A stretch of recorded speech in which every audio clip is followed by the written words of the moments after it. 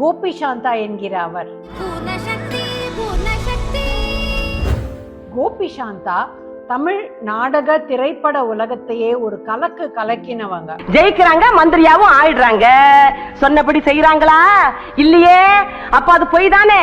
உடனே உங்க சட்டம் அவங்கள பார்த்து, ஐயா நீ பொய் சொல்லி பதவிக்கு வந்துட்ட, அதனால இனிமே நீ மந்திரி இல்ல எந்திரி அப்படின்லாம் சொல்லணும். சொல்லுதா? ஆண் ஆதிக்கம் இருந்த சினிமா துறையில ஹலோ கொஞ்சம் நகருங்க அப்படின்னு சொல்லாம சொல்லி தனக்குன்னு ஒரு இடம் பிடிச்சுக்கிட்டவங்க. நகைச்சுவை மட்டும் இல்லாம ஒரு கோபமான, கண்ணியமான, கௌரவமான, அன்பான, மென்மையான, ஒரு லோக்கலான இப்படி எந்த கதாபாத்திரம் கொடுத்தாலும் அத பிரமாதமா கலக்கி தூள் கலப்புறவங்க. நச்சுன்னு சொல்லணும்னா இவங்களுக்கு பிடிச்சது கலை உலகம். தமிழ் மக்கள் எல்லாருக்கும் பிடிச்சவங்க இவங்க. ஆம்பளைங்க இல்லாத நேரம் பார்த்து தகராறு பண்றதுக்கு நேர்ந்தால் உள்ள வந்துக்குது. கண்ணம்மா கம்மனு கடை இப்படி மூஞ்சில அடிச்ச மாதிரி சொன்னாதான் இந்த மீசக்காரனுக்கு புத்தி வரும்.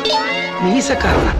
கோபி சாந்தா என்கிற மனோரமா, மாலையிட்ட மங்கை, எதிர்நீச்சல், பொம்மலாட்டம், தில்லானா மோகனாம்பாள், சம்சாரம் அது மின்சாரம், நடிகன், சிங்காரவேலன், சின்ன கவுண்டர், புதிய பாதை, இப்படி எத்தனை படங்களை நான் அடிக்கிட்டே போனாலும் ஏய் அதை விட்டுட்ட பாரு, ஏய் அதை மறந்துட்டியே அப்படின்னு நீங்க சொல்லிக்கிட்டே போவீங்க. அத்தனை வெற்றி படங்களை தந்தவங்க.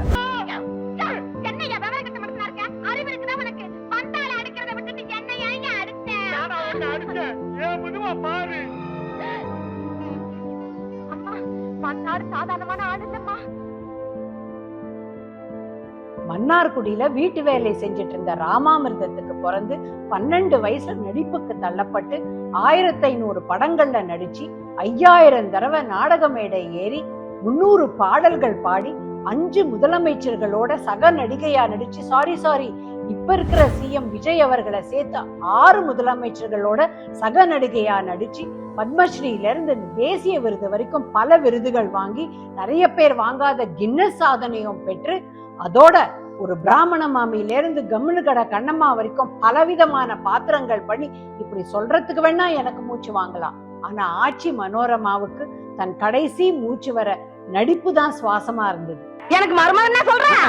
அடியே நான் மட்டும் எனக்கு மாமியார வாச்சன்னா அந்த வெடுக்கு நாட்டை இடுப்ப நம்ம கழட்டி ஒட்டியான பண்ணி போட்டு சாக்குற பயமா இருக்கு. என்ன பண்றது? 2 எலும்பு கூடுக்கு மத்தியில வந்து மாட்டிட்டோம்டா.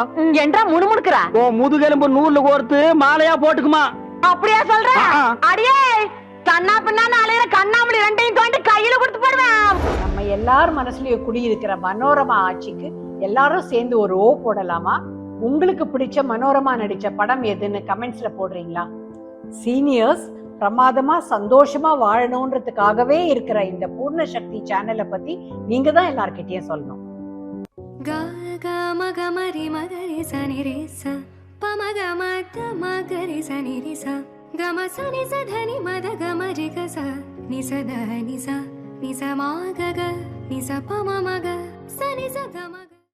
கட்டாயமா நிறைய பேர் கூட ஷேர் பண்ணுங்க அண்ட் சப்ஸ்கிரைப் பண்ணுங்க. அப்பதான் பூர்ண சக்தி வீடியோஸை மிஸ் பண்ணாம பார்க்க முடியும்.